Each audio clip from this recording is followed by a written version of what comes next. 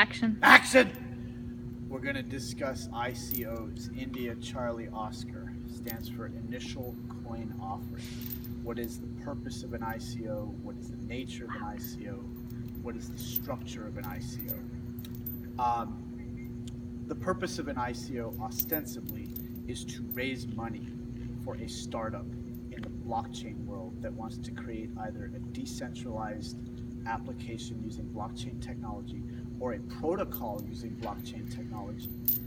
There are other ICOs, maybe the overwhelming majority of them, that have a more modest purpose, which is simply to mint a coin and issue it out. More comments on that later. The structure of an ICO is very straightforward. It is a startup forms. They have a vision for a blockchain technology, or at least a coin. They publish a white paper. They describe their team. They attract folks who would like to get a coin from the ICO, and they receive money. The essence of the structure of an ICO, the initial coin offering, the word coin being the essence of the structure of an ICO. The essence of the structure of an ICO is to create a new coin. Often it's a fork of Bitcoin or Ethereum, but to create a brand new coin with its own name, perhaps its own properties and attributes and features, perhaps it's merely a mimic of the Bitcoin, but it has its own name and identity, and it goes out into the world. And it is given to purchasers who want to hold this new coin, and those purchasers in exchange give the startup who created the ICO either Ethereum ERC20 tokens or Bitcoin or dollars or some other cryptocurrency. A couple of interesting features of the ICO. It raises money for a startup in a way that actually circumvents and bypasses entirely the traditional way in which startups have been raising money for standard apps. So normally one would go to a rich uncle or an angel investor or a bank and get a couple of dollars of seed money. Then they would go a few rounds, Series A, Series B, and then they'd go for IPO. And these are more and more rounds of raising money for the purpose of creating an app and launching a company and marketing it. You need money to do that. Well, the ICO was invented not too long ago, and it became prominent last year, 2016. This year it's 2017, and this has been an incredible summer. There's been a ubiquity of ICOs. Dozens and dozens of them. There are now hundreds, if not thousands, of coins, and it circumvents this seed money, Series A, Series B, IPO. Less paperwork, if any.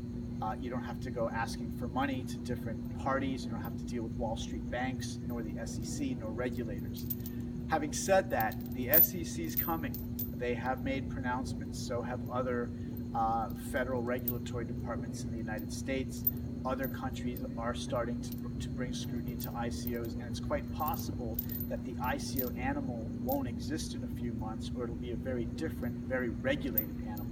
But as of summer of 2017, today being September 1st, they have been running without regulation, raising a lot of money.